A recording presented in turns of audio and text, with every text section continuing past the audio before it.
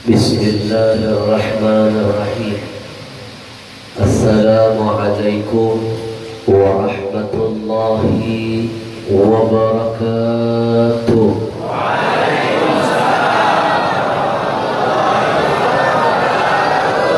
Alhamdulillah alladzi khalaqal mauta wal hayat liyabluwakum ayyukum ahsanu amala. Segala puja dan puji milik Allah. Allah yang menciptakan adanya hidup, adanya mati. Allah menciptakan ada saat kedatangan, ada saat kepulangan. Allah menghadirkan ada yang lahir, ada yang wafat. Semua itu Allah ciptakan, Allah hadirkan karena Allah ingin melihat siapa makhluk yang terbaik nanti di hadapannya. Salawat dan salam selalu tercurahkan untuk sosok Nabi kita Muhammad sallallahu, manusia yang paling mulia karena Allah yang maha mulia memuliakannya. Manusia yang pantas dipuji karena Allah yang maha dipuja memujinya. Manusia yang sudah selayaknya kita bersalawat ke atasnya karena Allah beserta seluruh para malaikatnya bersalawat kepadanya. Innallaha wa malaikatahu yusalluna 'alan nabi ya ayyuhalladzina amanu sallu 'alaihi wa sallimu sallallahu ala Muhammad sallallahu alaihi wasallam sallallahu ala Muhammad sallallahu alaihi wasallam. Lebih baik kita tergila-gila karena salawatan daripada kita tergila-gila karena main tiktokan. Bujur, berbahagialah yang tadi ikut bersalawat kepada Nabi, karena malaikat akan membawa salawat kita lalu melaporkan kepada Nabi. Inna lillahi malaikatan sayyahina fil ardh. Kata Nabi, sesungguhnya Allah menciptakan malaikat-malaikat khusus. Tugasnya tugas khusus, keliling di muka bumi, mencari orang-orang yang mau bersalawat kepada Nabi. Kalau malaikat itu menemukan ada satu orang bersalawat kepada Nabi, yuballighuni min ummatis salam, kata Nabi, malaikat itulah yang akan membawa salawat dari umatku lalu melaporkan kepadaku. Bapak Ibu coba dengarkan, renungkan, simpulkan. Malam ini malaikat itu sudah hadir di antara kita. Dia akan membawa salawat kita lalu berkata kepada Nabi, ya Rasulullah, ada satu pengajian di kampung. Berarti saya harus hati-hati malam ini, karena orang sini suka marah.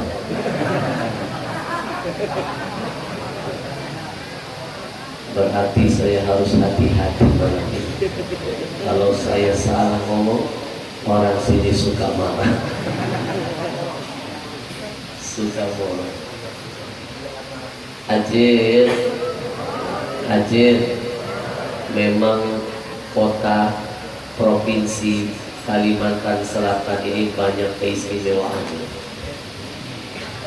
Di antara keistimewaannya, satu-satunya provinsi di Indonesia ada negara di dalam provinsi. Silakan cari provinsi mana yang di dalamnya ada negaranya, kecuali Kalimantan Selatan. Alhamdulillah. Bahkan bukan hanya satu negara berada di dalam provinsi Kalimantan ini, banyak negara-negara yang diam-diam masuk wilayah Provinsi Kalimantan Selatan. Saya sudah hampir 2 bulan dibawa muter-muter keliling Kalimantan. Kemarin ada panitia berkata, Habib, hari ini kami akan bawa Habib berdakwah di negara Sudan. Saya ngebayangi Sudan itu negara Arab. Begitu nyampe ke sana, Sudan ternyata Sungai Danau. Besoknya panitia kembali berkata, Habib, hari ini kami akan bawa Habib bertausiah di negara kedua. Saya tanya, apakah negaranya? Tarim. Saya membayangkan Tarim itu Yaman, Hadramaut. Ternyata begitu saya sampai Tarim, ternyata Tanjung Rema. Hari ketiga saya dibawa panitia. Saya tanya, kemana hari ini? Hari ini kita akan bawa Habib ke negara lebih jauh sedikit. Negara Arab kah? Kada. Eropa hari. Eropa. Saya tanya, apa negaranya? Amsterdam. Begitu saya nyampe ke sana, rupanya Amsterdam itu artinya amuntai masuk ke dalam. Amsterdam. Hari keempat saya dibawa lagi. Saya tanya, kemana kalian mau bawa saya hari ini? Kami akan bawa Habib ke negara Eropa juga. Kemana? Kanada. Kandangan dalam. Kemarin saya dapat tambahan, ternyata ada negara sepupunya Turki di Kalimantan itu, namanya Istanbul.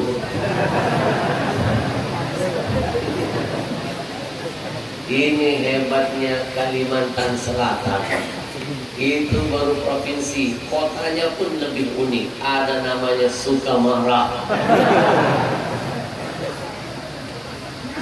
Hari ini malaikat akan membawa salawat kita lalu berkata, Ya Rasulullah, ada satu pengajian di kampung Sukamara, di Masjid Miftahul Ihsan, dihadiri oleh Fulan bin Fulan, Fulana binti Fulan. Mereka bersalawat kepadamu ya Rasulullah. Coba dengarkan, bukan cuma nama kita yang disebut oleh malaikat, makhluk yang gak pernah maksiat, nama orang tua kita ikut disebut, dan itu akan mendatangkan keberkahan untuk mereka. Bujur, nama kita, nama orang tua kita disebut guru saja berkah, apalagi yang menyebutnya malaikat, makhluk yang gak pernah maksiat, pasti berkah dari Allah turun buat kita dan orang tua kita. Bukan cuma itu, nama kita dan nama orang tua kita akan dikenal dan didengar oleh Nabi Muhammad yang akan menjamin syafaat untuk kita. Ya Rasul, ada Fulan bin Fulan, mereka bersalawat kepadamu. Nama kita, nama orang tua kita didengar Nabi. Maka kata guru saya, semakin banyak seseorang itu bersalawat, semakin dia sudah bersyukur kepada, sudah berbakti kepada ayah ibunya. Boleh jadi malam ini ayah ibu kita jasadnya sedang terbenam dalam kubur, sedang menangis, sedang diazab, sedang disiksa, tapi berkat salawat yang dibacakan anak cucunya, ayah ibunya mendapatkan rahmat, mendapatkan pertolongan, mendapatkan berkah dari Allah. Alhamdulillah. Maka ayo angkat derajat kita dan derajat ayah ibu kita. Kenalkan nama kita, kenalkan nama orang tua kita di hadapan Rasul. Kita muliakan orang tua kita dengan salawat yang kita bacakan malam ini. Semuanya kita bersalawat. Sallallahu ala Muhammad, sallallahu alaihi wasallam, sallallahu ala Muhammad, sallallahu alaihi wasallam.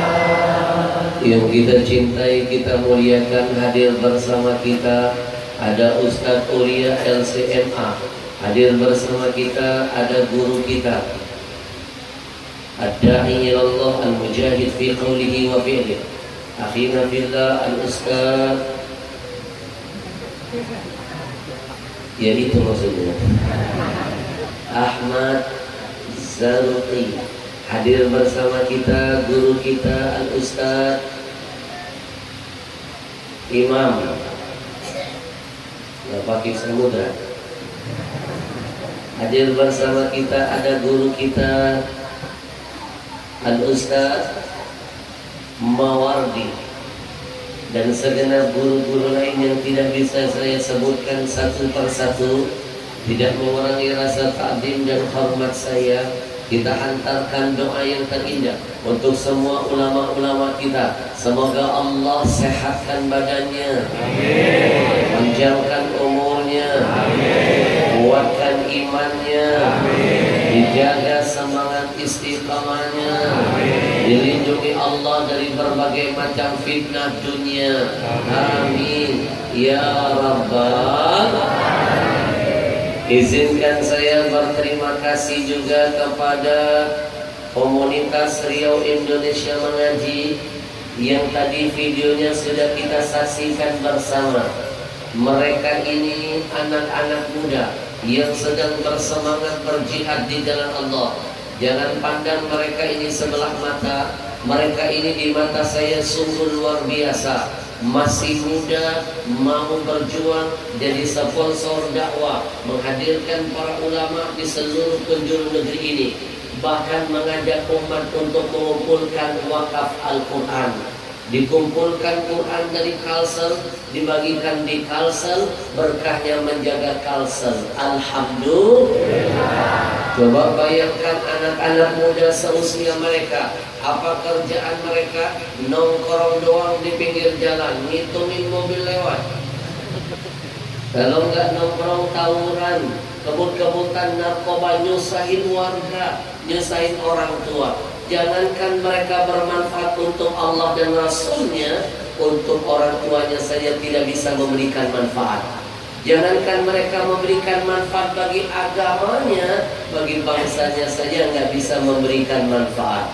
Maka kita sambut datangnya komunitas ini, mudah-mudahan bisa menjadi virus kebaikan bagi setiap mata anak-anak muda yang memandangnya. Amin ya Rabbal Alamin. Baru 1 tahun mereka berdiri, mereka sudah berjuang menghadirkan para ulama-ulama ke negeri ini. Saya dibawa mereka keliling kemana-mana Aceh. Kadang-kadang saya dibawa mereka masuk kampung, keluar kampung. Saya merasa jadi orang kampung. Kadang-kadang saya pernah dibawa mereka masuk desa, keluar desa. Saya merasa jadi orang desa. Kadang-kadang saya dibawa mereka masuk kota, keluar kota. Saya merasa jadi orang kota. Kadang-kadang pernah waktu itu saya dibawa mereka masuk hutan, keluar hutan. Saya merasa... Siapa yang bilang orang hutan? Ada berat, ada main-main, ada polisi di belakang saya. Ini kira-kira mereka yang bilang orang hutan kena pasal berapa? 56. Di belakang saya ada bapak polisi, Pak Asli. Ini siang malam mendampingin saya dari subuh sampai tengah malam, dampingin saya terus. Masya Allah. Hari ini beliau pakai peci putih, serban putih. Itu enaknya jadi Pak Polisi. Mereka pakai peci kayak Ustadz boleh, Ustadz pakai topi polisi ditangkap. Mereka pakai serban kita boleh, kita pakai baju mereka dicurigai. Tapi Pak Asli luar biasa, setia mendampingi saya. Saya sayang dengan beliau. Saking sayangnya setiap kali berdoa saya hantarkan harapan kepada Allah. Ya Allah, masukkan Pak Hasbi ke dalam syurga bersama dengan baju polisi. Alhamdulillah. Mudah-mudahan beliau juga selalu dalam lindungan Allah. Amin. Ya Rabbal Aceh. Baru 1 tahun komunitas ini berdiri, mereka sudah berhasil mengumpulkan 200.000 Al-Quran ditebarkan di bumi Nusantara ini. 200.000 dalam 1 tahun, nggak pakai uang negara loh, apalagi utang dari Cina. Nggak pakai uang negara, dari umat untuk umat, berkahnya menjaga negeri ini. Takbir! Raja Salman dikalahkan oleh mereka. Raja Salman tahun ini hanya bisa bantu Quran untuk Indonesia 30.000 saja. Raja lo, orang paling kaya lo, yang kemarin datang ke Indonesia heboh lo. Orang kita ini kadang-kadang kalau dipikir suka norak. Baru Raja Salman datang sudah heboh, belum Imam Mahdi yang datang. Raja Salman kalah, cuma 30.000 Quran tahun ini. Mereka bukan raja, bukan orang kaya, mereka bukan orang nomor 1 di negeri ini, tapi mereka membuktikan selama ada niat, selama ada nawaitu, Allah hadirkan jalan. Mereka bisa mengumpulkan 200.000 Al-Quran. Mereka punya mimpi yang sangat indah yang harus kita wujudkan sama-sama.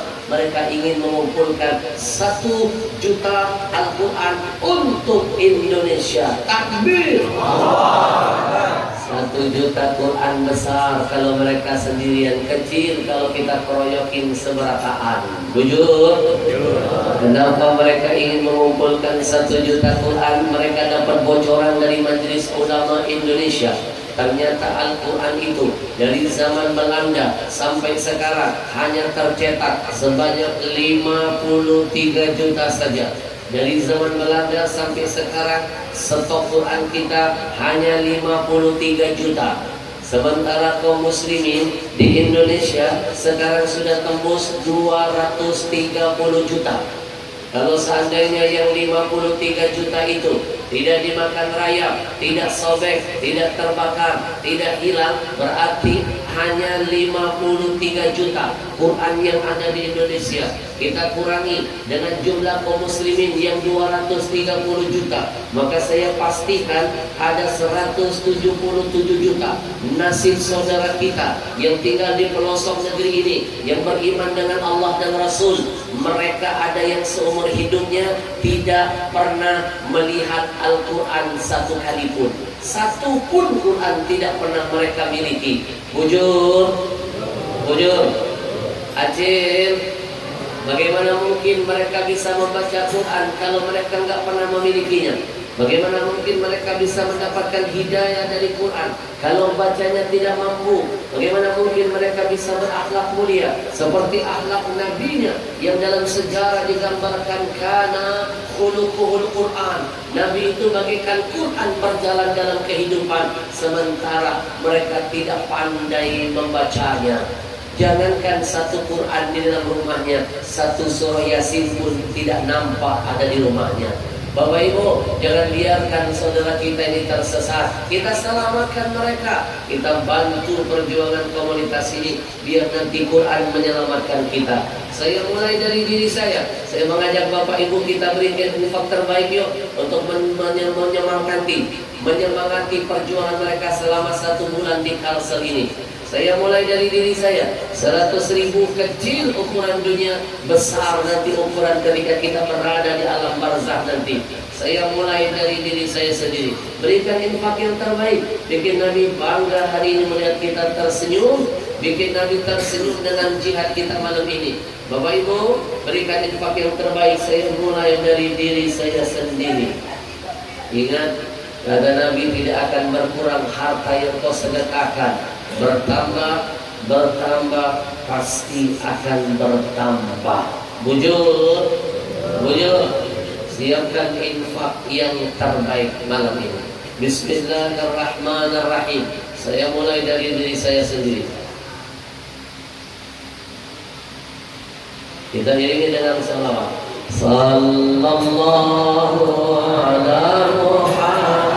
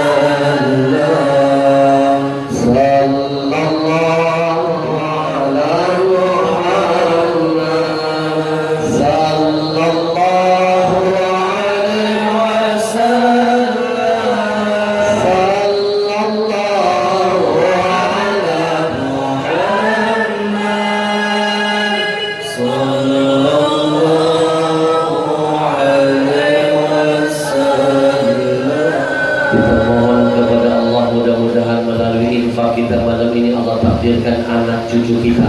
Ada yang kelak jadi pejuang-pejuang Quran, ada yang jadi penghafal-penghafal Quran, yang akan jadi syafaat bagi kita dan keluarga. Amin ya rabbal. Bapak Ibu, malam ini kita dikumpulkan di sini dalam rangka haul almarhum ila rahmatil qayyum Al-Habib Ali Sahibul Maulid Al-Habsyi dan almarhum ayahanda beliau Muhammad Hadrawi bin Muhammad Gadri.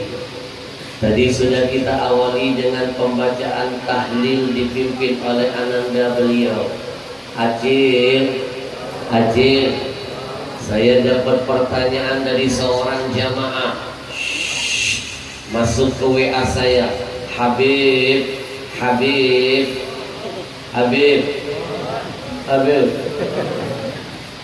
mana dalilnya kita boleh melaksanakan tahlil kematian 3 hari, 7 hari, 40 hari, 100 hari, atau setahun Habib?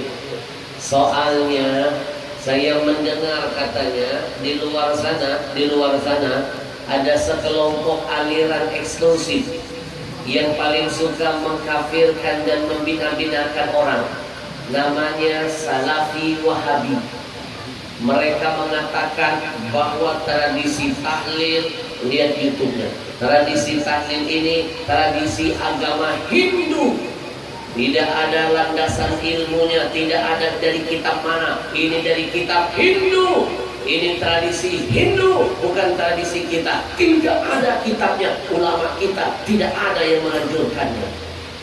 Bapak Ibu, izinkan saya meluruskan fitnah-fitnah kejam yang dilontarkan kaum Wahabi dan Salafi yang menuduh tradisi tahlil ini hanya didapatkan dari kitab agama Hindu. Kalau ada yang ngomong begitu, berarti mereka bungul-bungul pintar. Bahasa lainnya waloh bajaran. Bahasa lainnya waloh betuuk. Bujur. Bujur. Anak-anakku, nanti silakan kalian beli kitab. Judulnya Al-Hawi lil Fatawi, jilid kedua, halaman 198. Ini kitab dikarang oleh salah seorang ulama Ahlus Sunnah wal Jamaah, namanya Al-Imam As-Suyuti, ulama besar. Al-Imam As-Suyuti, ulama ternama. Ajib, katanya dari kitab Hindu. Saya nggak menemukan dari kitab Hindu, yang saya temukan dari kitab ulama ternama, namanya Al-Imam As-Suyuti. Imam As-Suyuti ini digelar mujtahid mutlak. Di zamannya tidak ada tandingan ulama lain, tidak ada. Dia yang the best, ahli tafsir, ahli hadis, ahli Quran, ahli sejarah. Bahkan beliau ulama yang dikenal dengan panggilan Ibnul Qutub. Kenapa dinamakan Ibnul Qutub? Karena beliau ketika masih dalam kandungan ibunya, ketika akan dilahirkan ibunya, ayahnya meminta ibunya mengambilkan kumpulan kitab-kitab besar. Begitu lagi mengambil kitab, ibunya melahirkan Imam Suyuti di atas tumpukan kitab-kitab. Sejak itu digelar Ibnul Qutub, anak kitab, dan akhirnya jadi ulama besar yang mengarang ratusan judul kitab. Takbir! Bukan dari kitab orang Hindu. Bungul-bungul pintar. Demen fitnah di mana-mana. Dalam kitab itu, jilid kedua saya baca, halaman 198 disebutkan as-sadaqah ba'da dafni yabqa sawabuha ila 3 ayyam. Sedekah yang dilakukan setelah kematian oleh keluarga si mayit itu akan dinikmati oleh si mayit sampai hari ketiga setelah dimakamkan. Sedekah nih, ngasih makan orang, betul? Kita tahlil, zikir, karena zikir itu tahlil itu adalah sedekah. Likulli tahlilatin sadaqah, walikulli tasbihatin sadaqah, walikulli takbiratin sadaqah, walikulli tahmidatin sadaqah. Ucapan takbir, tahlil, tahmid itu tasbih, nilainya sedekah. Bujur, bujur, ajil. Kata Nabi, ad-du'a was-sadaqah hadiyatun ilal mauta. Doa dan sedekah bisa menjadi hadiah terindah untuk para mayit-mayit kita. Alhamdulillah. Ayo, hari ini ada yang meninggal dunia lalu dimakamkan. Kemudian si keluarga mayit mengeluarkan sedekah, ngumpulin orang, ajak berzikir. Nilai sedekah itu hari ini dirasakan oleh si mayit sampai 3 hari ke depan. Was-sadaqah fi yaumil tsalitsah yabqa thawabuha ila yaumis sabi'ah. Sedekah yang dilakukan di hari ketiga itu akan dinikmati si mayit sampai hari ke-7. Wa fi yaumis sabi' ila yaum 25. Dan sedekah yang dilakukan di hari ke-7 akan dirasakan mayit sampai hari ke-25. Dan sedekah yang dilakukan di hari ke-25 akan dirasakan dinikmati si mayit sampai hari ke-40.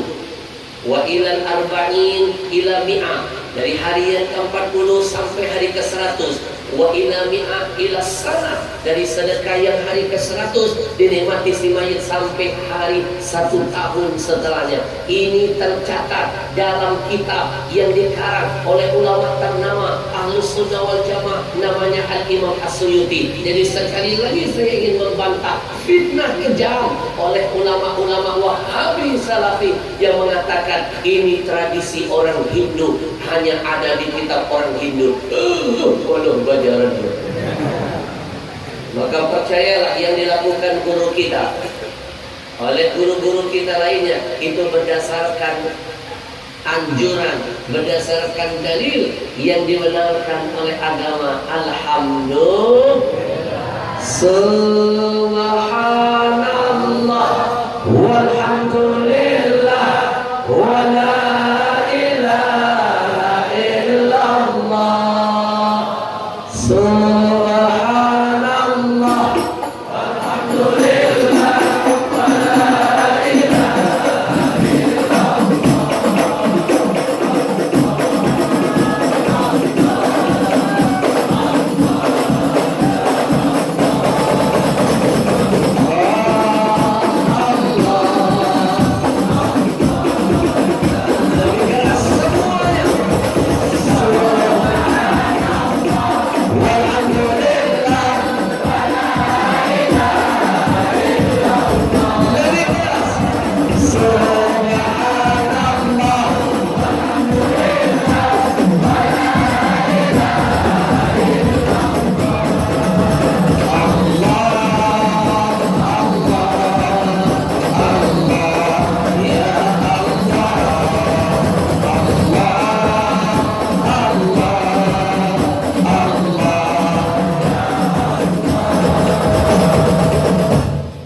Bapak Ibu, malam ini saya bagi manusia itu jadi 4 golongan.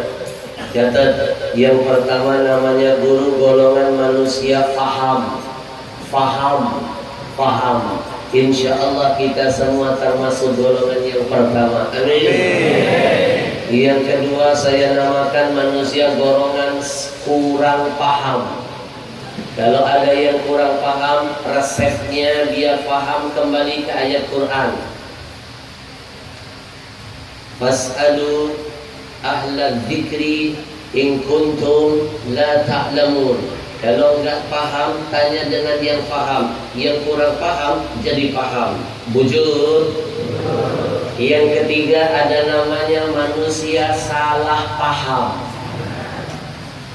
Resepnya dia enggak salah paham, lagi-lagi kembali kepada Al-Quran. Apa? Fatabayyanu.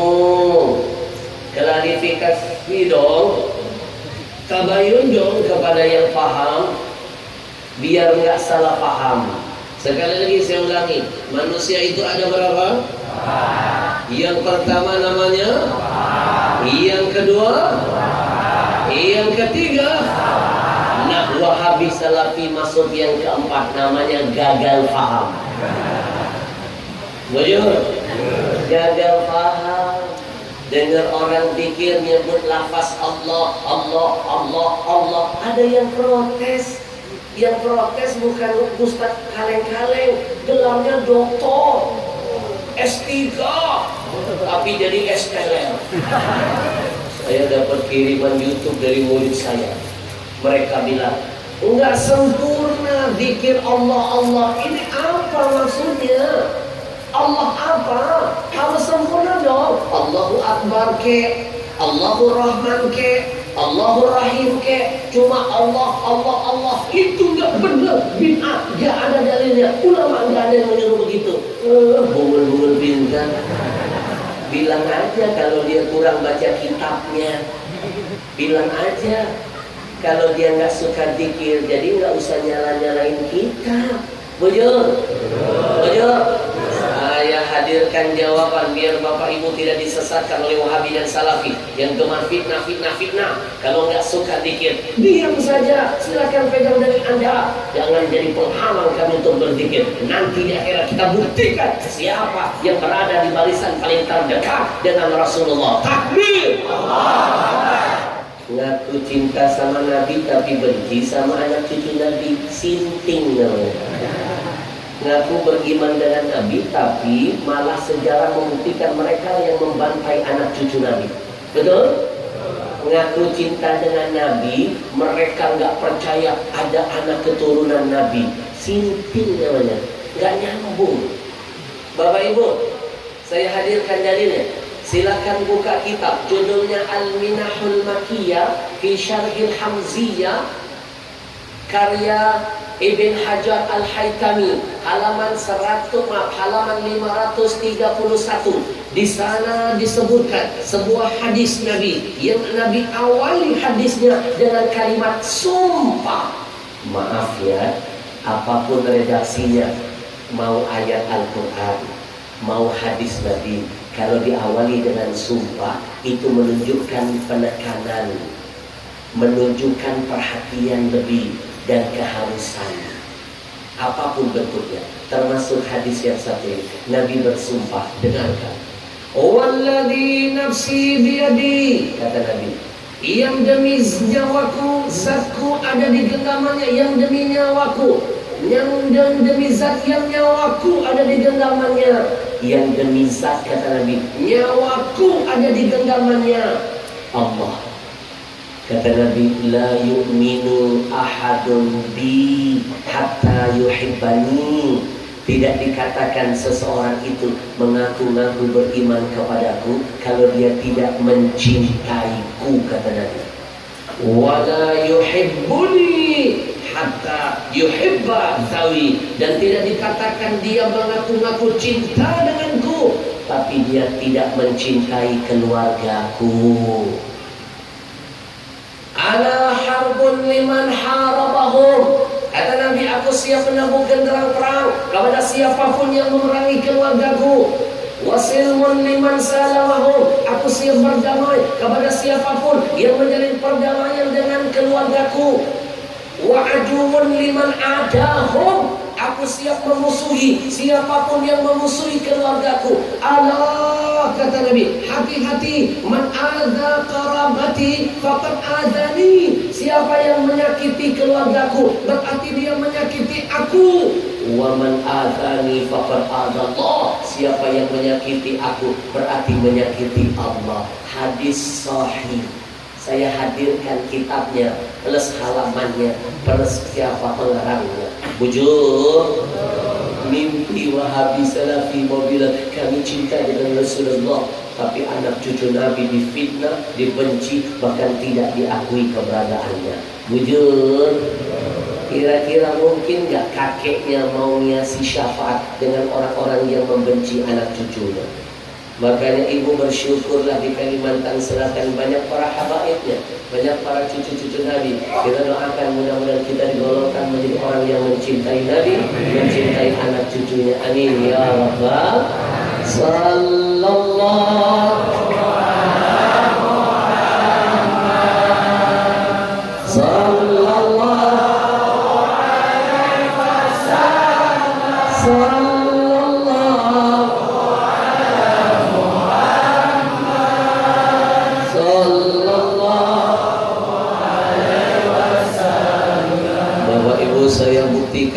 mereka sering gagal paham. Dengar orang, lihat orang dikir Allah, Allah, Allah, Allah, Allah, difitnah, nggak sempurna dikirnya.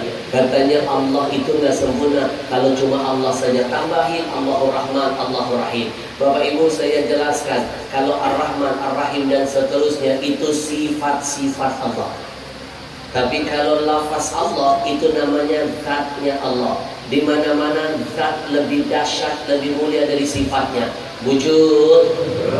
Kalau mereka menyalahkan kita zikir menyebut lafaz Allah saja, berarti mereka menyalahkan Allah. Yang menyuruh kita menyebut lafaz Allah adalah Allah sendiri. Mana bukti buktinya? Silakan buka Al-Quran surah Ar-Ra'd ayat 19 atau ayat 16, saya lupa. Di sana Allah yang bertanya, Allah yang memberikan jawaban. Apa kata Allah? Qul man khalaqas samawati wal ard. Katakan, siapa yang sudah menciptakan langit dan bumi? Allah kasih jawaban sendiri. Qulillah. Katakan, yang menciptakan langit dan bumi adalah Allah. Qulillah, katakan Allah. Berarti yang menganggap kita zikir Allah salah, berarti dia merasa lebih hebat dari Allah. Dasar bungul-bungul pintar. Bujur. Gak cukup saya hadirkan, saya bantah dengan satu dalil, saya tambah dalil berikutnya. Habib dilawan. Bapak Ibu, kalau tadi Wahabi menganggap dia lebih pintar dari Allah, sekarang kita hadirkan Wahabi yang menyalahkan kita zikir menyebut lafaz Allah, berarti dia merasa dirinya lebih hebat dari Nabi. Saya hadirkan hadis sahihnya. Nabi mana bersabda, la taqumus sa'ah. Kiamat tidak akan jadi Allah datangkan hatta la yuqalu fil ard Allah, Allah, Allah, kata Nabi. Sampai di muka bumi ini tidak ada lagi orang yang mau berzikir menyebut lafaz Allah, Allah, Allah. Emang Nabi gak bisa nambahin Allahu Akbar? Betul? Kata Nabi, kiamat itu tidak akan jadi Allah datangkan. Ditunda oleh Allah, ditunda. Selama masih banyak orang yang menyebut lafaz Allah di muka bumi ini. Makanya mereka itu harusnya bersyukur kiamat ditunda berkat majlis-majlis seperti guru kita yang mengajak umatnya menyebut lafaz Allah. Kalau dunia ini sudah tidak ada lagi orang yang mau menyebut lafaz Allah, Allah, Allah, maka dunia dihancurkan, langit dihancurkan, kiamat dihadirkan. Tapi selama masih banyak orang yang menyebut lafaz Allah, kiamat saja bisa ditunda. Ayo kita mikir sehat. Kalau kiamat saja bisa ditunda, apalagi musibah, bencana, malapetaka, kesiaran dan lain sebagainya pasti akan lebih ditunda oleh Allah untuk turun dalam keluarga kita dan kampung kita. Maka Bapak Ibu banyak-banyaklah menyebut lafaz Allah. Allahu Allah, Allahu Allah.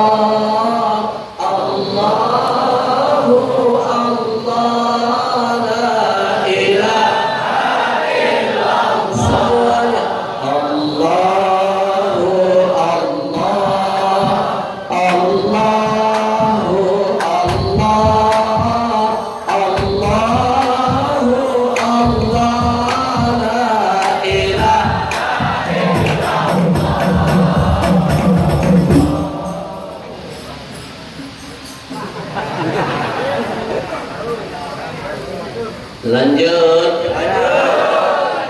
Benar. Ini baru pembuka.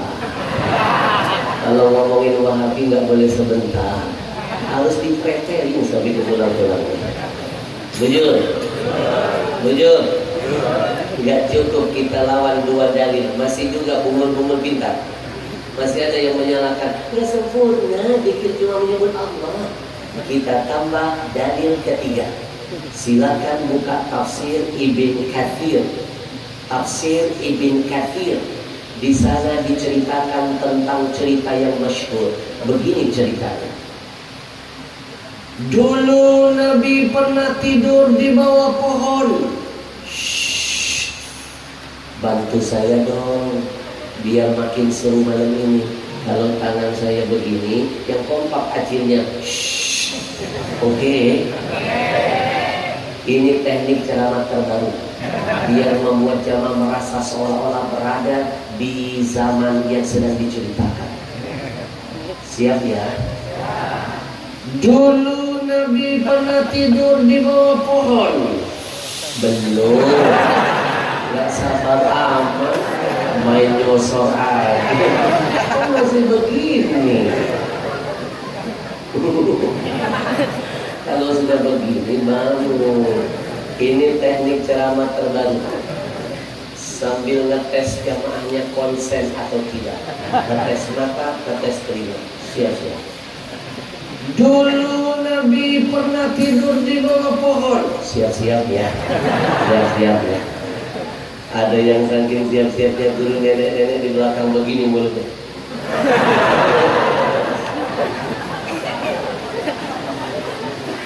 Ini cerita masyhur loh, ada di Ibn Katsir tafsir loh.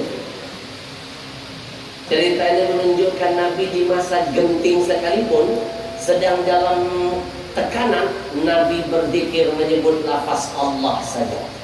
Kita dengar. Jadi kalau ada Wahabi menyalahkan kita, berarti dia menyalahkan Nabi. Betul? Dulu Nabi pernah tidur di bawah pohon. Gitu dong. Kemarin saking serunya ada nenek-nenek, saking semangatnya, hampir dia nggak sadar gigi palsunya lepas. Tidak ada waktu itu yang menjaga tidurnya Nabi. Nabi ambil pedangnya, lalu Nabi gantungkan di salah satu ranting pohon. Melihat Nabi sedang tidur sendiri, tidak ada yang melindungi Nabi. Lalu kesempatan ini tidak disia-siakan oleh kafir Quraisy. Datang salah seorang Arabiyun bernama Rauf bin al-Harith dari suku Badui, dari Bani Muhajir. Dia langsung lompat, dia rampas pedang Rasul, waja'a ila sayfihi wa akhadahu. Lalu dia berkata, mana ada dia ngomong begitu. Sasu. Ayah wah ini udah mana hujan lokal. Ayo pernah perang, selesai perang Nabi berteduh tidur di bawah pohon. Nabi ambil pedang, Nabi gantungkan pedangnya di salah satu ranting pohon. Tidak ada sahabat yang menjaga tidur Nabi. Kesempatan ini tidak disia-siakan orang kafir. Dia lompat, dia rampas pedang Nabi, dia tempelkan ke leher Nabi. Lalu dia mengancam sambil berkata, Muhammad, man yamna'uka minni. Siapa yang bisa menyelamatkanmu dariku? Siapa Muhammad? Siapa? Kalau kemarin aku tidak bisa mengancammu karena banyak sahabat yang menjagamu. Sekarang cuma kita berdua, face to face. Do you understand? Alah, yes. Padahal katrok. So paham kadang-kadang mereka. Orang saya yang nggak tahu. Itu bahasa Inggris. Face to face itu artinya jangan buang sampah sembarangan. Bayangin Nabi kita pernah diteror loh, Nabi kita pernah diintimidasi loh. Tapi lewat cerita singkat ini Nabi menitipkan pesan, jangan takut dengan siapapun, takut kepada makhluk, musyrik kepada Allah, musyrik dosa yang tidak akan terampuni. Takut itu hanya kepada siapa? Allah. Pedang sudah di leher, Muhammad, man yamna'uka minni. Siapa yang bisa menyelamatkanmu ya Muhammad? Nabi melihat itu, Nabi tidak gemetar, tidak gentar, satu kata saja. Apa kata Nabi? Allah. Emang Nabi waktu itu nggak bisa ngomong Allahu Akbar. Nabi nyebut Allah, Ibn Katsir. Allah. Mendengar lafaz Allah keluar dari mulut Nabi, datang pertolongan dari Allah. Tangan orang kafir itu dibuat Allah bergetar. Bahasa Inggrisnya menggitir. Pada orang Inggris. Lalu pedang Nabi yang jarang pasti ada di genggamannya akhirnya terpental. Bahasa Inggrisnya takipai.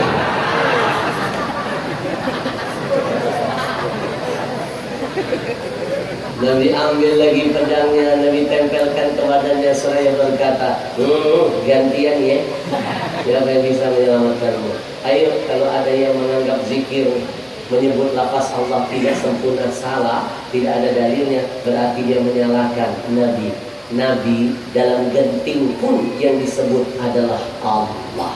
Lagi sekali lagi saya membuktikan Wahabi Salafi gagal faham. Allahu Allah, Allahu Allah, Allah.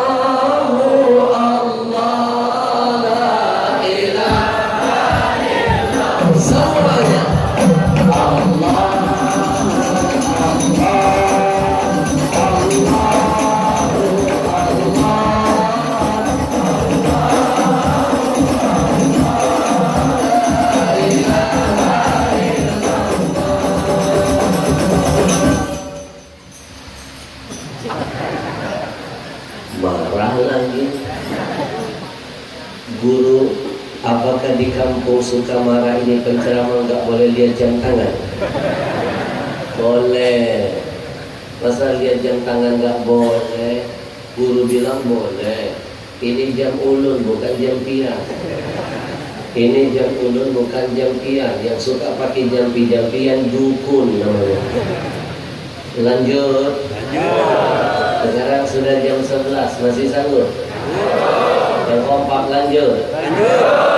Kalau Nabi pernah mengorbankan nyawa, bermandikan darah untuk bisa menghantarkan cahaya iman buat kita hari ini, kebangetan kalau kita nggak mengorbanin waktu yang cuma bermandikan keringat saja.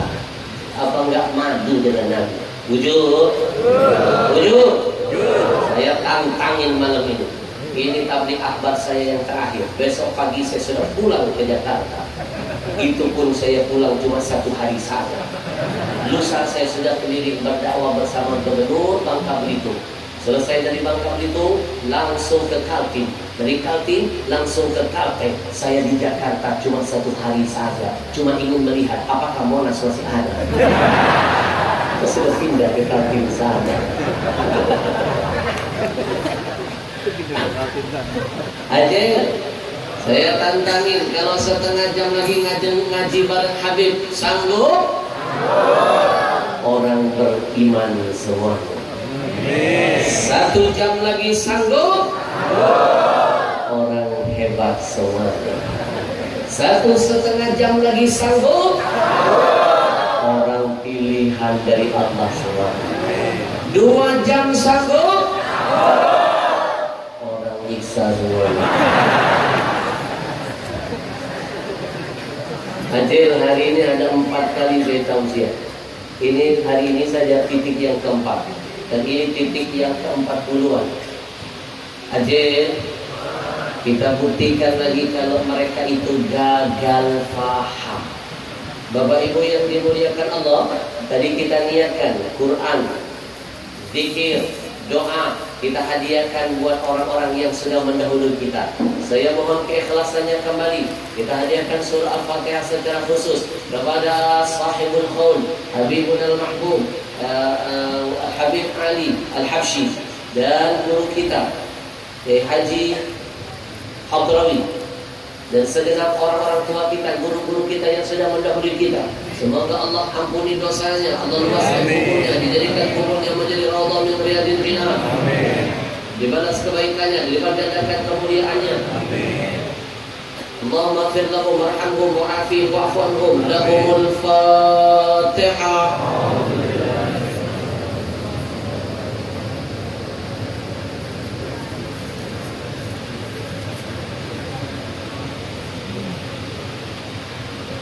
Bapak Ibu percaya nggak kalau yang tadi kita kirimkan kepada mayit sampai? Ya. Kalau ada yang nggak percaya silakan mati. Kita fatihahkan. Soalnya ada yang gagal paham di luar sana. Ada yang salah memahami ayat Allah. Mereka berkata, wa an laisa lil insani illa ma sa'a. Seseorang itu tidak akan mendapatkan kecuali apa yang dia lakukan. Betul ayatnya, tapi mereka salah memahaminya. Dari ayat ini dengan seenak-enak mereka berkata bahwa kita nggak bisa mengirimkan amalan-amalan kebaikan buat mayit. Bapak Ibu dengarkan baik-baik. Kalau seandainya kita yang masih hidup ini tidak bisa memberikan kebaikan apapun kepada mayit-mayit yang sudah mendahului kita, selama mereka mati membawa iman dan Islam, kalau tidak sampai, pertanyaan saya pertama, buat apa sholat jenazah? Buat apa? Bukankah sholat jenazah itu isinya adalah bacaan Al-Fatihah, Qur'annya? Bukankah sholat jenazah itu ada salawatnya? Bukankah sholat jenazah itu ada doanya? Kalau nggak sampai buat apa? Sebenarnya ini nggak perlu ditanya lagi. Fatihah itu mana dalilnya buat mayit? Orang bukan cuma Fatihah. Di dalam satu wadah ada Fatihah, ada salawat, ada doa. Maka jadilah sholat jenazah. Itu saja sampai. Apa lagi cuma Fatihah doang? Ujur. Kalau nggak sampai buat apa ada sholat jenazah? Buat apa? Bukankah itu semua dilakukan dari yang hidup buat yang mati? Ujur. Yang kedua, Kalau seandainya orang yang sudah wafat membawa iman dan Islam tidak mendapatkan kebaikan apapun dari kita yang masih hidup. Pertanyaan kedua, untuk apa Nabi membedakan salam orang hidup dengan salam orang mati? Dibedakan Nabi loh, nggak sama loh. Bukankah salam itu doa? Nabi ajarkan lewat istrinya Aisyah, kalau lewat kuburan anak-anakku ada salam khusus. Apa salamnya? Assalamualaikum ya ahlad diyar minal muslimin wal mu'minin antumul muqaddimuna wa ana insyaallah bikum lalahikun. Wujud kalau nggak sampai buat apa Nabi ngajak kita salam kepada yang mati? Ajir, jangankan salam kita, bunyi telapak sandal kita, si mayit dalam kubur masih bisa mendengarnya. La yasma qar'a ni'alihim. Ketika jenazah dimasukkan ke liang kubur, ditutup dengan tanah, satu persatu pengantarnya pergi meninggalkannya. Kata Nabi dalam hadis sahih, mayit masih bisa mendengar bunyi telapak sandal orang yang mengantarkannya pulang. Kalau telapak sandalnya saja dia masih bisa kedengaran, apalagi talqinnya, apalagi yasinnya, apalagi tahlilnya, apalagi salamnya. Bahkan di lain hadis Nabi ceritakan, siapa yang melewati sebuah kuburan, dia kenal, dia tahu siapapun yang dimakamkan di dalamnya, semasa hidupnya dia kenal baik jenazah itu, maka ketika dia mengucapkan salam, kata Nabi, si mayit yang dia kenal akan membalas salam dari dia. Tapi bersyukurlah kita tidak bisa mendengar balasan salam dari mereka. Coba bayangkan, kita bisa mendengar balasan dari mereka jam 12 malam kita dengar. Assalamualaikum ya ahlal kubur. Mereka menjawab seberataan. Waalaikumsalam. Maka insya Allah kita jadi jenazah berikutnya. Bujur. Ajir. Si mayit masih bisa mendengar salam kita. Alhamdulillah. Yang ketiga, kalau seandainya kita yang hidup tidak bisa memberikan manfaat buat yang mati, pertanyaannya kenapa ada riwayat yang satu ini? Dengarkan. Dulu ada seorang wanita menghadap Nabi lalu berkata, ya Rasulullah, inna ummi qad tuwfiyat, ibuku sudah wafat, ibuku belum haji. Kata Nabi, hajikanlah ibumu. Maka lahirlah perintah haji badan. Kalau nggak sampai kebaikan apapun, kenapa ada orang yang disuruh Nabi menghajikan orang yang sudah mati? Bujur. Bukankah dalam rangkaian haji ada sedekahnya, ada puasanya, ada sholatnya, ada baca Qur'annya? Amalan-amalan ini semua ikut disampaikan kepada mayit. Alhamdulillah. Ajib. Masih nggak paham mereka, masih gagal paham. Kita tambah lagi dalilnya. Kalau seandainya orang yang sudah wafat tidak bisa menerima kebaikan apapun dari yang mati, dari yang hidup, kalau yang sudah wafat tidak bisa mendapatkan kebaikan dari yang hidup, pertanyaan saya, kenapa ada riwayat sahih yang satu ini? Anak-anak dengarkan. Satu hari Nabi pernah diminta oleh sahabat-sahabatnya untuk menjadi imam sholat jenazah. Ketika Nabi berhadapan dengan jenazahnya, Nabi tanya kepada sahabat yang masih hidup, Fahal alaihi dainun? Apakah si mayit ini punya hutang? Sahabat yang lain menjawab, betul ya Rasul, mayit ini punya hutang. Mendengar si mayit punya hutang, Nabi tidak bersedia mensolatkan jenazahnya. Nabi mundur perlahan-lahan. Nabi langsung berkata kepada sahabat, Salli ala sahibikum, kalian saja yang menyolatkan saudara kalian ini. Saya tidak mau, kata Nabi, menyolatkan orang yang punya hutang. Maka jangan main-main tentang hutang. Buka Quran, ayat terpanjang nomor 1 bicara tentang hutang, terpanjang kedua bicara tentang warisan. Seolah-olah Quran ingin berkata, jangan anggap remeh tentang hutang, bisa bikin panjang urusan, bukan cuma di dunia tapi nanti di akhirat, apalagi hutang negara. Mestinya pelantikan presiden Pelantikan menteri, gubernur, bupati, wali kota bukan cuma disumpah pakai Quran, tapi bacakan hadis itu. Siapa pemimpin yang sering hutang, kita ajak rakyat jangan mau sholatkan jenazahnya. Betul? Saya yakin presiden, gubernur, menteri mikir mau hutang. Kenapa? Kalau dia hutang, nanti jenazahnya tidak disolatkan oleh rakyatnya. Betul? Karena Nabi nggak mau nyolatin orang yang punya hutang. Melihat Nabi mundur, sahabat yang lain sedih. Melihat temannya tidak dilepas Nabi menghadap Allah, mereka sedih. Lalu datang sahabat yang bernama Abu Qatadah. Dia mengangkat tangan, menawarkan kebaikan untuk sahabatnya yang wafat itu. Ya Rasul, alayya dainuhu, alayya dainuhu. Biarkan hutangnya aku yang membayarnya. Biarkan hutangnya jadi hutangku, aku yang akan menebusnya. Tolong ya Rasul, mundur lagi, mundur. Solatkan sahabat kami, solatkan ya Rasul. Mendengar ada sahabat namanya Abu Qatadah baru punya niat kebaikan. Tolong catat. Kebaikan itu belum dia lakukan, hutang belum dia bayar, baru punya niat, baru niat kebaikan. Nabi akhirnya mundur, mau menyolatkan jenazah sahabatnya. Bayangkan kalau niat kebaikan saja sampai buat si mayit, apalagi kebaikannya yang kita lakukan. Betul? Betul? Sallallahu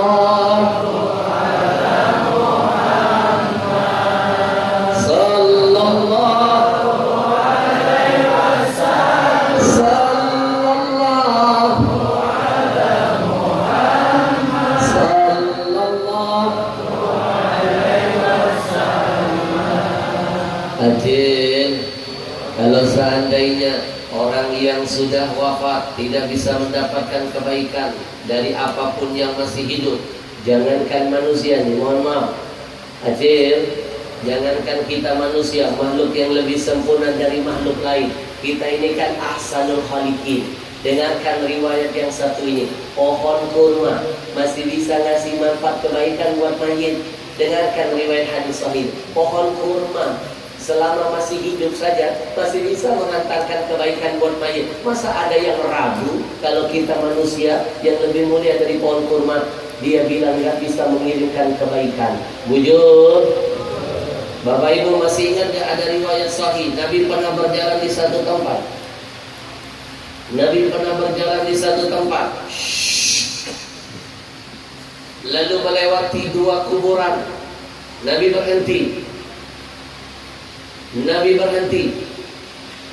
Lalu sahabat melihat Nabi mengambil pelepah kurma, lalu dibelah dua pelepah kurma itu.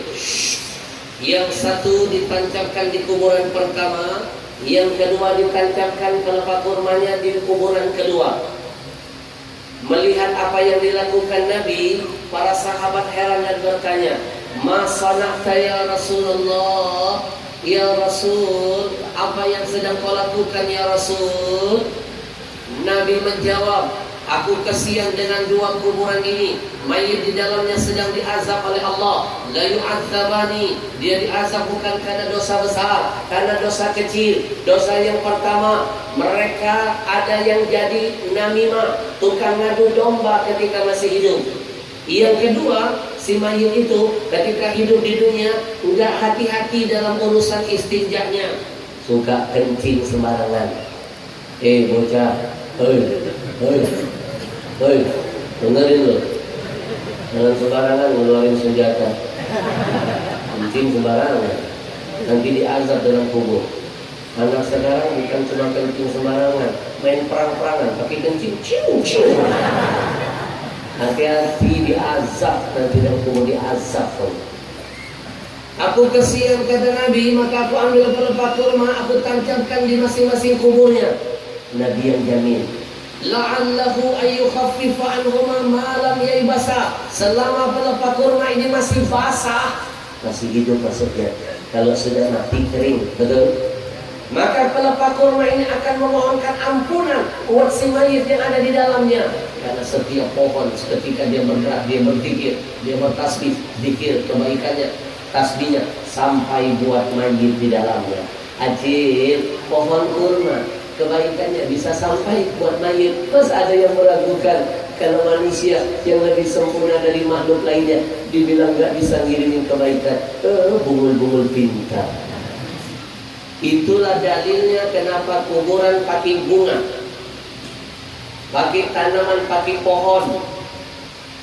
Bapak Ibu silakan buka kitab yang judulnya I'anatul Talibin karya Ad-Dimyati jilid kedua halaman 119.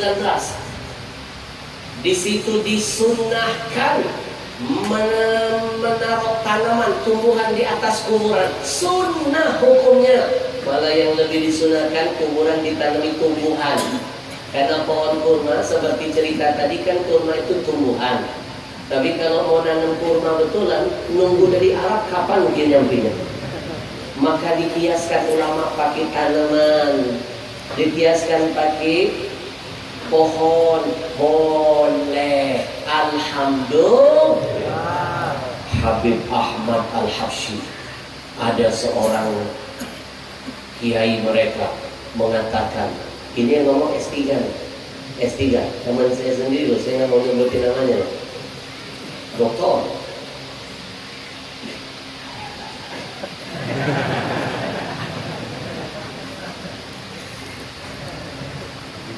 Teman saya sebenarnya, dia ngomong di YouTube, mengomentari habaib yang suka nyiram kuburan, mengomentari guru-guru kita yang suka nyiram kuburan. Dengan seenaknya dia memfitnah kita. Bid'ah, Nabi tidak pernah melakukan itu, tidak ada kitabnya. Syirik, bid'ah, kafir. Ini amalan-amalan yang gak ada dalilnya. Kalau mereka nggak mampu, nggak usah memfitnah. Bujur, Acil. Siapa bilang nggak ada kitabnya? Siapa bilang nggak ada kitabnya? Acil. Nanti beli kitab, judulnya Nihayatuz Zain, karya Al-Imam An-Nawawi Al-Bantani. Nihayatuz Zain karya Al-Imam An-Nawawi Al-Bantani, halaman 180. Saya bacakan, ada kalimatnya, dengarkan. Ajil wa yundabu rasyul kubur bima'in baridin, malah disunahkan menyiram kuburan dengan air dingin. Wala baksa biqalilin bima'il wardi, nggak apa-apa, sedikit-sedikit sekali-kali disiram pakai air kembang. Saya mau tanya, air kembang harum tidak? Wangi tidak? Kenapa pakai air kembang bagus, air bunga bagus? Fa innal malaikatu tuhibbu raihatat thayyibah. Dalam kitab disebutkan malaikat itu paling demen, paling suka dengan bau harum-haruman. Kalau malaikat sudah ngumpul, berkah buat sahibul makomnya. Bujur. Itu dalilnya kalau maulid Nabi suka ditaruh kembang, digantung-gantungin kembang. Yang suka orang rebut-rebutan nalik. Kalau Wahabi nggak pernah hadir maulid, nggak pernah tahu, tiba-tiba bid'ah. Main bid'ah lu. Orang zaman dulu pintar memancing datangnya malaikat. Dibikinlah harum-haruman karena mereka senang yang wangi-wangi dan harum. Kalau malaikat datang ngumpul, amin kita, doa kita diijabah. Kita punya hajat, punya doa, makanya orang yang hadir maulid doanya dikabulkan. Kenapa? Ketika dia berdoa yang ngaminin malaikat. Alhamdulillah. Ajil. Katanya Nabi nggak pernah melakukan nyiram kuburan. Kita kasih dalilnya. Anna Rasulullah sallallahu alaihi wasallam rasyul kubur Ibrahim ibnahu. Nabi pernah ziarah ke kuburan anaknya yang bernama Ibrahim. Lalu Nabi menyiram kuburan anaknya Ibrahim. Bukan cuma menyiram. Wa wada'a alaihi al-hasbah. Nabi mengumpulkan batu-batu kerikil, ngasih tanda kuburan anaknya. Sekali lagi, batu kerikil sebagai tanda kuburan anaknya. Ini dalil kuburan boleh pakai batu nisan. Dikasih tanda untuk mengingat dan mengenang. Alhamdulillah. Ulama kita nggak mungkin mengamalkan apapun kalau tidak berlandaskan dalil. Bujur, nanti kapan-kapan saya datang ke sini kita kupas tuntas apa saja yang menjadi gagal faham mereka. Maka hari ini bersyukur kita digolongkan menjadi orang-orang yang faham. Alhamdulillah. Sallallahu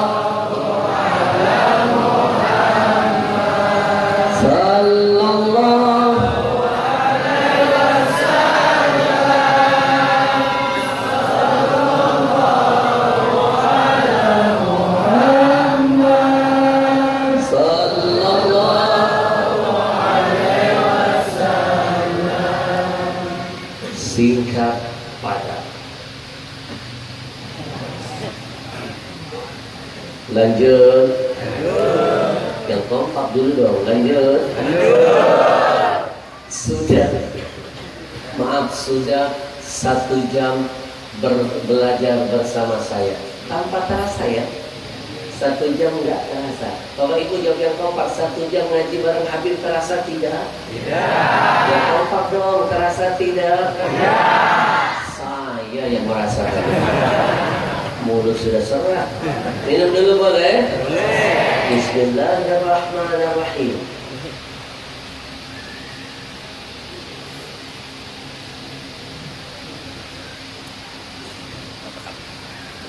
Saya tahu di belakang ada yang bisik-bisik tetangga. Tadi pas saya minum ada yang ngejek, haus.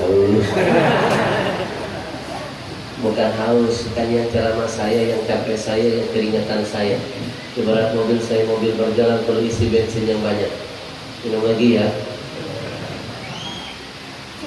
Bapak ibu cuma duduk saja. Udah duduk bisa ketawa, nyender pula. Ibarat mobil mogok. Udah isi bensin juga tidak jadi masalah. Minum lagi ya. Masya Allah. Emang beda betul kalau minumannya terasa sehat dan berkah. Beda betul. Merek apa sih? Masuk Pak Eko. Ini minuman yang lagi viral, seviral-viralnya di Kalimantan. Susah mendapatkannya. Datang barang habis. Kenapa? Minuman ini banyak berkahnya. Berapa banyak orang yang minum ini? Kistanya, minumnya, kolesterolnya, keputihannya, ambiennya, macam-macam penyakitnya disembuhkan Allah. Karena minuman ini mendekati air Zam-Zam. Zam-Zam kami selidiki. Semua kandungan Zam-Zam kami jadikan kandungan ajwa. Mengikuti yang berkah pasti jadi berkah. Inna tasyabbu bil kirami falahu. Meniru yang baik jadi baik, meniru yang mulia jadi mulia. Minuman ini kami khatamkan 30 juz Al-Quran di setiap mata air yang kami temukan. Dibikin pabrik, produksinya didengarkan Quran. Quran itu obat dan rahmat dari Allah buat kita. Air itu sifatnya hidup. Kalau dipertemukan akan membangun kekuatan. Bapak Ibu, saya mohon keikhlasannya 1 menit ke depan. Kita akan saksikan demo dahsyatnya air ajwa. Kita akan adu air ajwa dengan minuman milik Yahudi. Saya lepaskan mereknya, masih ada segelnya. Bapak Ibu pasti tahu ini minuman merek apa? Apa mereknya? Inisialnya aja. Doakan, ini perusahaan saya yang kelima. Saya bikin minuman ini untuk Palestina dan jihad di jalan Allah. Saya nggak mau lagi diri saya, dan saya tidak rela kaum muslimin saudara saya terus-menerus jadi donatur Israel. Pembeli terbesar minuman Yahudi di Indonesia adalah majelis taklim kita. Malu nggak dengan Allah yang ceramah ulama kita, yang hadir jamaah kita, acara di masjid kita, kok Yahudi ngambil untung dari majelis kita. Bapak Ibu, saya mohon haramkan minuman Yahudi masuk lagi ke majelis kita. Siap? Silakan pakai minuman milik orang muslim. Ada air sekumpul, ada air amanah. Buya Yahya punya air namanya Al-Bahjah. Habib Segaf Bahru punya Dalwa. Belilah produk-produk milik orang muslim. Aceh, saya titip pesan keluar dari majelis saya malam ini. Yang mau makan minum carilah restoran milik kaum muslimin. Yang mau belanjalah dulu di warung-warung milik kaum Islam. Kau orang Islam, kalau pedagang muslim kaya, zakatnya nambah, sedekahnya makin banyak, syiar agamanya ada di mana-mana. Bujur. Baik. Sekarang kita akan lihat, kita adu minuman ajwa dengan minuman Yahudi. Kalau mereka bikin produk untungnya buat Israel, kita lawan dengan produk. Untuk ajwa kita kirim buat Palestina. Kita lihat sama-sama, kita tuangkan. Untuk sehat itu bukan kontrol makanan, tapi kontrol dulu minuman. Karena tubuh kita lebih banyak butuh minum daripada makan. Dunia ini lebih banyak airnya daripada lautannya. Buka Quran, lebih banyak Allah sebut kata lautan daripada kata daratan. Ajib. Kita teteskan betadin beberapa tetes, lalu kita aduk, lihat baik-baik ke depan.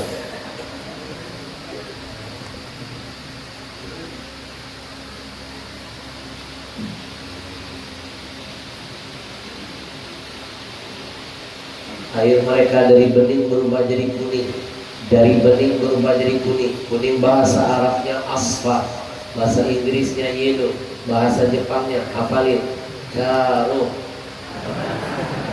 Lalu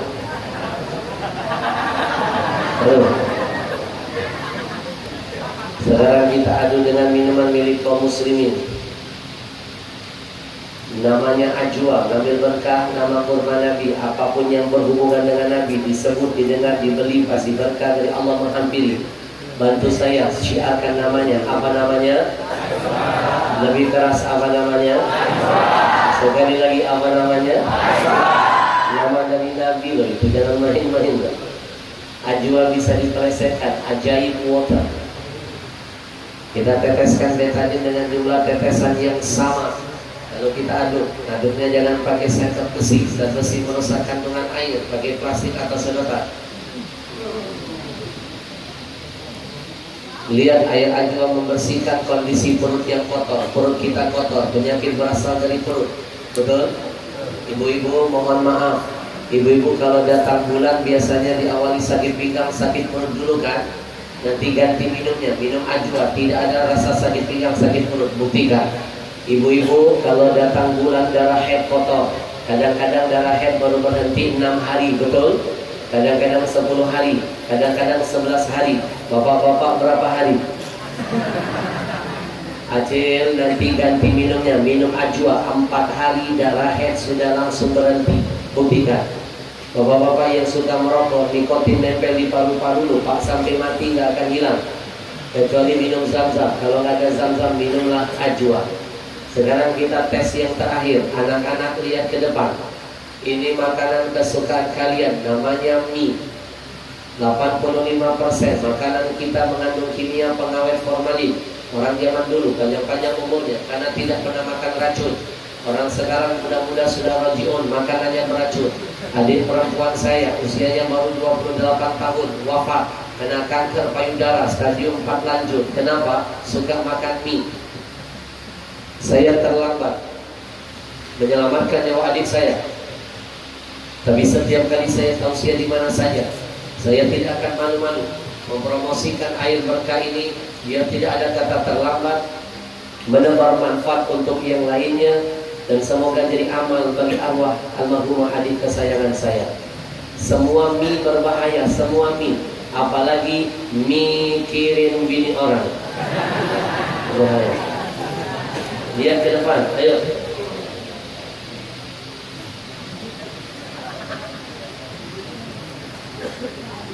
Lihat ke depan. Kita angkat minuman yang berwarna biru. Baru 1 sendok, baru 1 sendok. Mie masuk ke mulut anak-anak kita. Baru 1 sendok. Belum 1 bungkus, belum bumbunya, belum tiap hari kita makan. Sudah begini kotor perutnya. Ini pasti kimianya, ini pasti pengawetnya. Dan ini pasti akan berujung jadi kanker dan mematikan. Tapi kalau minumannya ajwa, apalagi zam-zam, dia netralkan racunnya, dia sehatkan badannya. Sekarang kita tempelkan, jangankan racun, sihir saja bisa hilang karena ajwa ada Quran di dalamnya. Bantu saya sebutkan minuman apa yang lebih sehat, yang lebih berkah. Takbir. Terima kasih buat Bapak Ibu. Nanti setelah ini kita kumpulkan wakaf Quran, kita bikin bangga Nabi dengan jihad Quran kita. Saya titipkan pesan, niatkan wakaf Quran kita hari ini buat arwah-arwah kita, ayah ibu kita. Jangan bermimpi besok kita mati, anak cucu kita sering berwakaf atas nama kita. Kalau kita nggak pernah wakaf atas nama ayah ibu kita, bujur, ajir, niatkan pahala wakaf kita. Bagi yang hidup jadi keberkahan, bagi yang wafat jadi ampunan. Nanti setelah wakaf Quran, saya bimbing zikir ruqyah. Mau? Kita niatkan beli air ajwa, buka tutup botolnya, kita sumbang Palestina. Paling tidak itu menghapus dosa kita yang pernah jadi donatur Israel. Innal hasanat yudhibnas sayyi'at, kebaikan menghapus keburukan.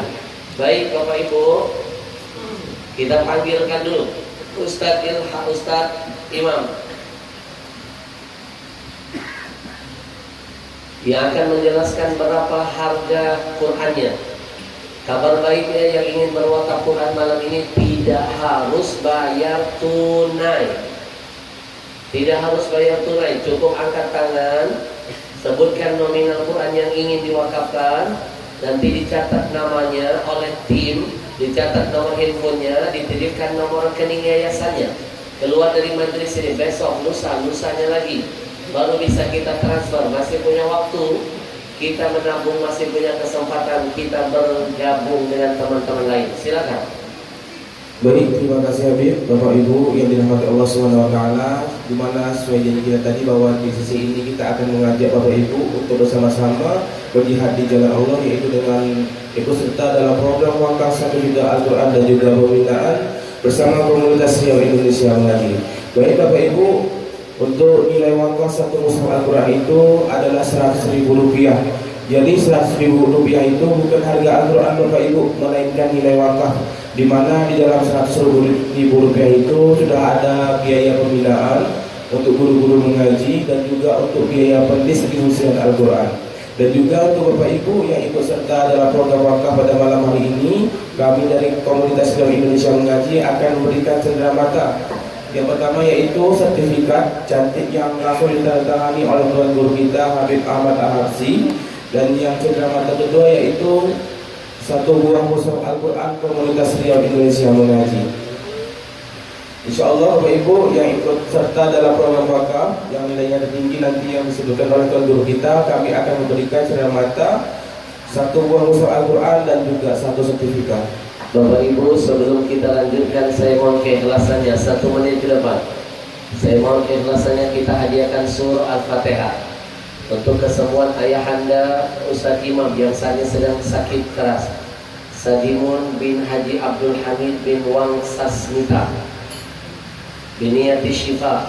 Semoga Allah angkat penyakitnya, Allah panjangkan umurnya, Allah kuatkan badannya, Allah kuatkan imannya, dan segenap para keluarga-keluarga kita yang sakit.